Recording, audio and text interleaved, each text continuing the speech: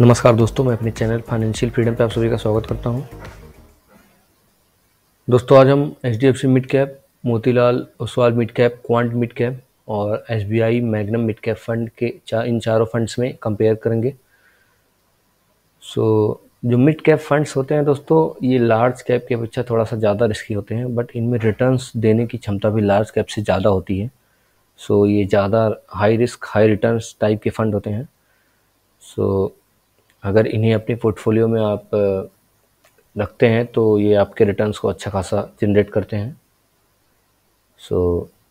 Video start करते हैं। देख सकते हैं H D F C mid cap को इटी मनी द्वारा 4th रैंक दी गई है, जबकि मोतीलाल ओसवाल को 9th रैंक दिया गया है। क्वांट मिड कैप को 1st रैंक और एसबीआई मैग्नम को 6th रैंक दिया गया है। और लगभग सभी फंड्स को 11 साल 5 महीने हुए हैं, जबकि मोतीलाल ओसवाल को 10 साल 4 महीने हुए हैं लॉन्च हुए। एचडीएफसी फंड का फंड साइज है 63,413 करोड़ और मोतीलाल ओसवाल कैप का फंड साइज है एयूएम है 9,819 करोड़। क्वांट मिड कैप का 6,920 करोड़ है एयूएम। एसबीआई मैग्नम का 17,910 करोड़ है।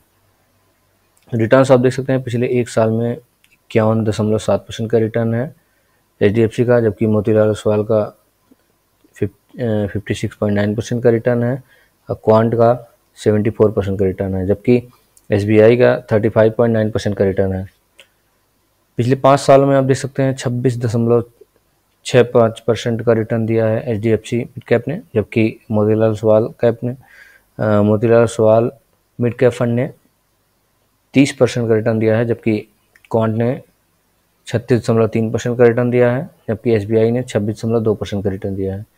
रिटर्न देने के मामले में आप देख सकते हैं क्वांट ने सबसे ज़्यादा, इन चारों फंड्स में क्वांट ने सबसे ज़्यादा रिटर्न दिया है पिछले 5 सालों में।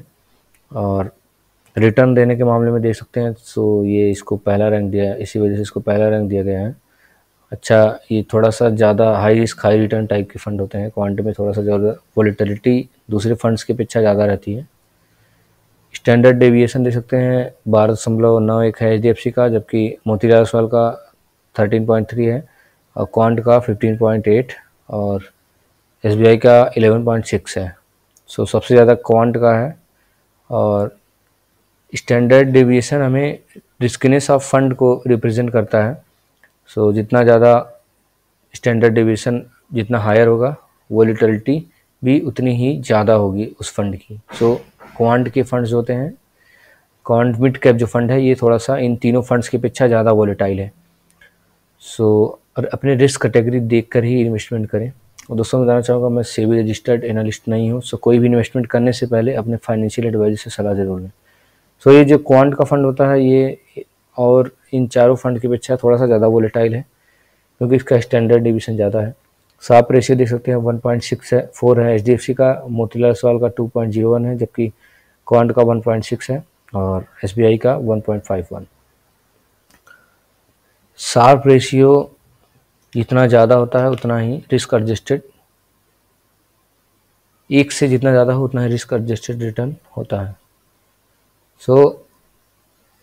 सबसे कम जो है वो है एसबीआई का 1.51। इन चारों फंड्स में सबसे ज़्यादा कम रिस्कीनेस जो है कि सबसे ज़्यादा कम रिस्क एसबीआई में है, SBI mid cap, SBI Magnum mid cap में है। बीटा देख सकते हैं 0.88 है एचडीएफसी का, जबकि क्वांट का 0.79 और मोतीलाल ओसवाल का 0.79 है, जबकि क्वांट का 0.97 है और एसबीआई का 0.74 है। सॉर्टिनो 2.73 है एचडीएफसी का, मोतीलाल ओसवाल का 3.3 और क्वांट का 2.6, एसबीआई का 2.3। सबसे कम एसबीआई का ही है। ये सॉर्टिनो रेशियो को यूज किया जाता है ये डिटरमाइन करने में कि डाउन साइड वोलेटिलिटी किसी भी रिस्क ऑफ म्यूचुअल फंड, मतलब म्यूचुअल फंड का डाउन साइड वोलेटिलिटी कितना है। सबसे कम देख सकते हैं आप 2.3 है एसबीआई म्यूचुअल फंड का, एसबीआई मैग्नम मिड कैप का। ये फंड्स, इन चारों फंड्स में सबसे ज़्यादा कम वोलेटाइल है। और ये फंड्स, कहने का मतलब है कि ये फंड जो एसबीआई का है, ये जब मार्केट गिरता है तो ये अदर की अपेक्षा ये थोड़ा सा कम गिरेगा, अदर फंड्स की अपेक्षा। और अल्फा देख सकते हैं 4.29 है एचडीएफसी का, मोतीलाल ओसवाल का 11.6 और क्वांट का 7.5 और एसबीआई का 3.39। सो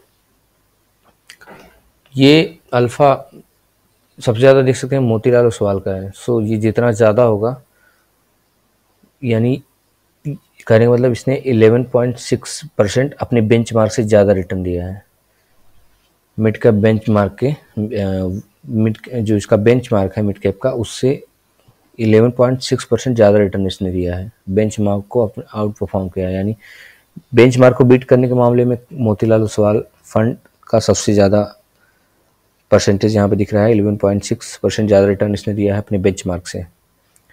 सो बेंचमार्क के अपेक्षा आप देख सकते हैं सबसे ज़्यादा रिटर्न मोतीलाल ओसवाल ने दिया है। और इन चारों फंड्स में परसेंटेज का रिटर्न देखेंगे तो सबसे ज़्यादा रिटर्न क्वांट ने दिया है पिछले 5 सालों में।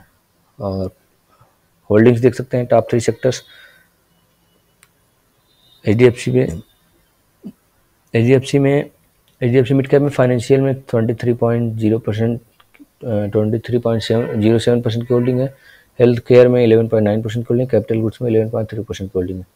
टॉप 5 होल्डिंग है Indian hotels company 4.23%, Apollo tyres limited 3.37%, max financial services limited 3.3%, federal bank limited, Ipca laboratories limited. और मोतीलाल ओसवाल में आप देख सकते हैं टॉप थ्री सेक्टर्स हैं। टेक्नोलॉजी में 14.5% की होल्डिंग है, फाइनेंशियल में 13.5%, कम्युनिकेशन में 12.3% की होल्डिंग है।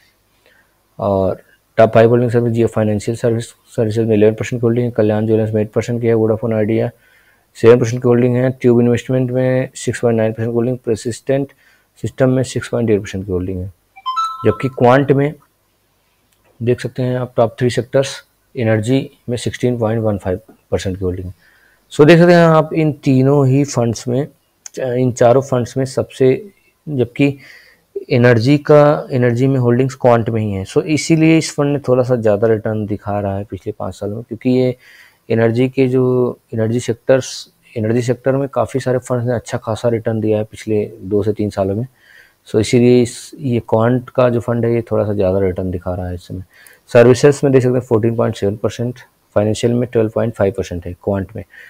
टॉप होल्डिंग्स देख सकते हैं रिलायंस इंडस्ट्रीज में 9% की होल्डिंग है, औरोबिंदो फार्मा में 8.7% की होल्डिंग है, लिंडे इंडिया में 6.19% की होल्डिंग है, कंटेनर कॉर्पोरेशन ऑफ इंडिया में 5.6% की होल्डिंग है, संवर्धना मदरसन इंटरनेशनल लिमिटेड में 5.5% की होल्डिंग है। और एसबीआई में देख सकते हैं फाइनेंशियल में 12.8% की होल्डिंग है, जबकि ऑटोमेटिव में 12.3% की होल्डिंग है, सर्विसेज में 12.16% की होल्डिंग है।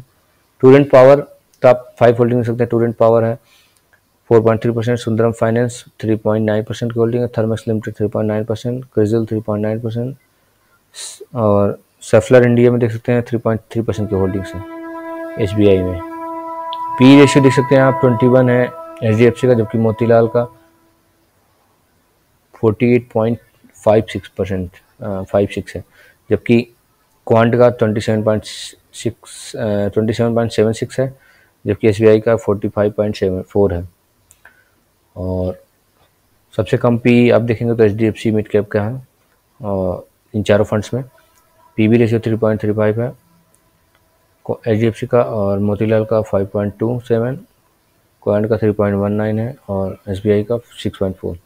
इक्विटी में देख सकते हैं 91.7% की होल्डिंग एचडीएफसी में, मोतीलाल 93.0%, 93.09% की होल्डिंग है, जबकि क्वांट में 97.41% की होल्डिंग है, और एसबीआई में 94.6% की होल्डिंग है।